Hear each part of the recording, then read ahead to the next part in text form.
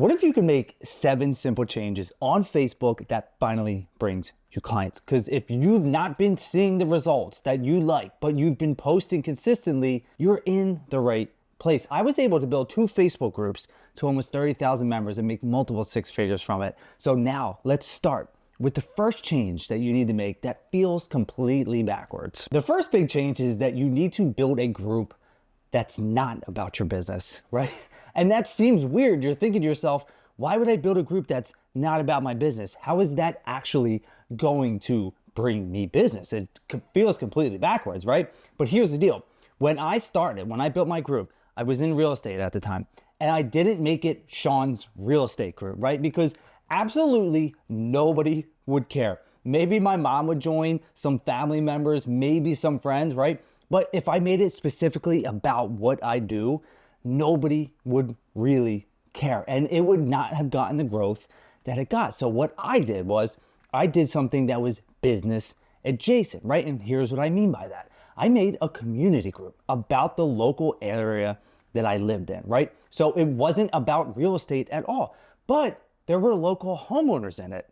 And then people would join because they were looking to move to the area. And the cool thing is like, I made content about the local community. It brought me joy, right? I loved it. I loved being out there in the community, filming things that were going on in the area, talking about local restaurants and all that great stuff.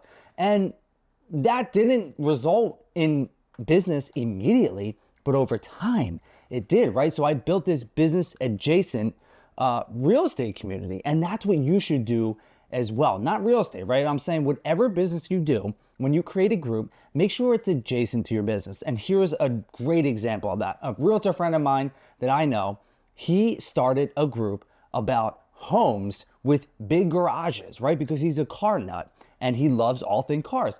People he talked to loved cars. And if you have multiple cars, you need multiple garages, right? So he made a group about listings that had big, 2, 3, 4 garages where people would be interested in it. And another friend of mine who is a dog trainer, she made a group about local dog walking, right? It wasn't about her training method. It was about gathering the community together to do local dog walks. And when you do this, you become the guy or the girl over time that people are attracted to, and you never have to pitch your service. The second big change you need to make is when you create this group, you need to use your membership questions to qualify leads before they even get in. And here's what I mean.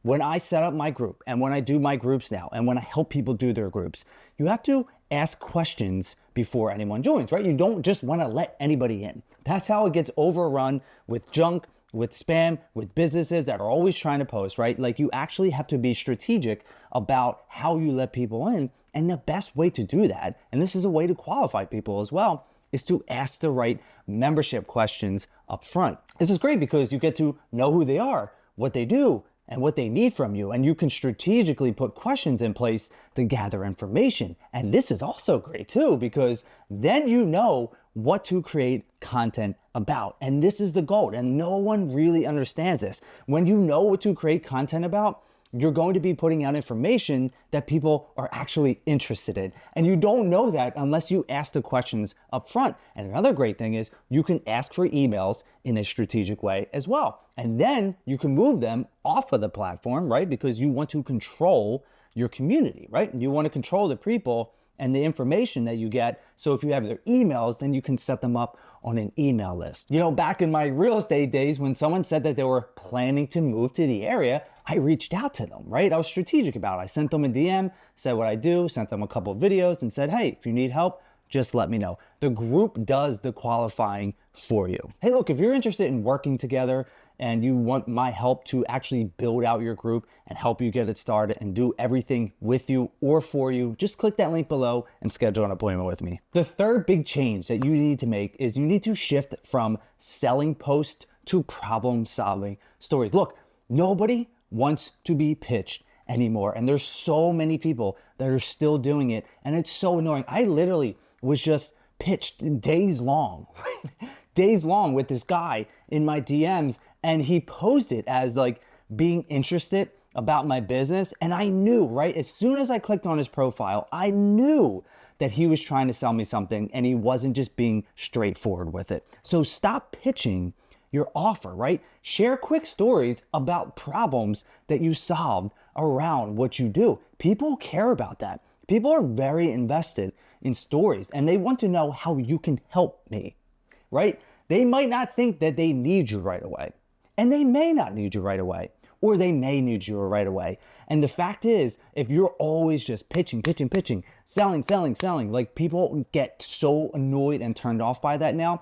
They have built up, like even me, right? We have built up these massive walls to push away anyone that's trying to pitch us or trying to sell us on anything. That's why you have to come in with the problem-solving stories, right? Like, what happened? What did you learn? How did it help you? How did it help somebody else? People connect with stories more than anything else in the world, right? Like, think about the last great story that you heard, right? You can actually remember it.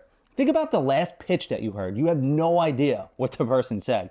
When it comes to stories, and when you come from the angle of problem-solving stories, instead of just trying to sell, you will stand out above anybody else. The fourth big change you need to make is being helpful, right? And always come from the standpoint of being helpful first. You don't need to dive in to someone asking for a recommendation and be like, oh my God, I can help you. Be helpful. I tell this to people all of the time. People, like I talked about people connecting to stories, but they're also going to connect to you when you help them with something, right? When you show them that there is a path that they can either do it themselves, or, if they can't figure it out themselves and they need to hire someone, like you're the most important person in their life. So most people join groups and they immediately just go down that rabbit hole of like, oh my God, I need to find my next lead. I need to do this. I need to do that. I need to position myself as the expert, right? Like people don't care about that anymore. I did the opposite when I started. I was just trying to be helpful for people. I was literally just trying to bring them information that was out there, but they may have not seen it. And that happens all of the time. Like there's so much information out there about any kind of niche, any kind of industry, any kind of community, any kind of sports, whatever. Like there's so much information. And what we need to do as business owners and entrepreneurs is be the one who can distill all this information and deliver it in a way that makes sense, right? Like deliver in a way that they may have not heard it like this. But if you come to me, you can hear it like this and answer questions that nobody asked you to answer, right? That's a pretty interesting one. You're like, Sean, what are you talking about? How do I answer questions that nobody asked a question about? When somebody comments, right, you're not just going to launch into the pitch. You're just going to have a conversation. And that's what I want you to get in your mind. Having conversations, connecting, creating community is the way that you're going to build your business moving forward on Facebook. When you create a community that you're able to control, that you're able to have these deep conversations with, and you don't have that commission breath. That's what we used to call in real estate, like, oh my God, I need to sell, No, you just need to connect, dude. You just need to take a step back and realize that people want help. They don't want to be sold. The fifth change that you need to make is mastering the 15 or 20 or 30 minute commenting, right? And what do I mean by that? 15 minutes a day, 20 minutes a day, 30 minutes a day, however much time you have, you want to go into groups. If you don't already have your own, go into other groups. There's thousands of them in your local area, right? And talk to your ideal client. They're already in these groups, right? And comment on them. Whatever they post, make some kind of comment. And I'm not talking about like good post, good comment, or like two words. I'm talking about something substantial. If you do this, if you go on Facebook right now, or after this video, go on Facebook and just take 15 minutes to comment in groups to people who are asking questions about something, right? I don't know, whatever it is. You're not pitching, you're just offering a few sentences of value, a few sentences of like, hey, I've been there before. I understand what you're going through. I've done that as well. This is something that I've been doing personally on my business page and on my personal page. Like I just go in and I comment and I really genuinely just leave feedback or my opinion, or I'm giving some kind of value or some kind of, hey, I've been there before, right? Like that's what people want when it comes to social media. It is a community platform.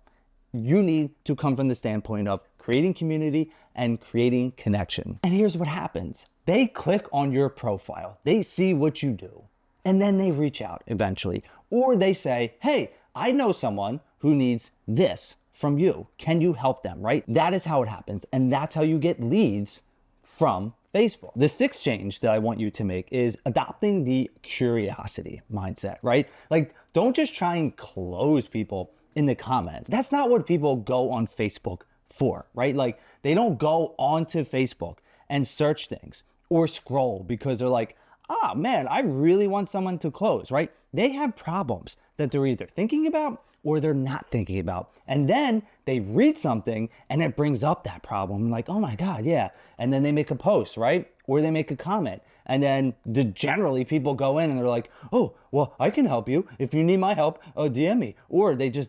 launch straight into the DMs and they're thinking like, oh my God, I can help you. I can help you. People don't care about that anymore. When someone asks something specific, offer a genuine answer to it, and you can follow up in the DMs with a genuine answer and not have any ulterior motive, right? Like, that's a good question. Let me send you a quick message about that, right? Like, we're not going to just try and close people in the comments. That is so outdated. And most people, they're not even going to read it, right? Or they're going to read it and be like, who is this guy? Who is this girl? I don't want anything to do with you.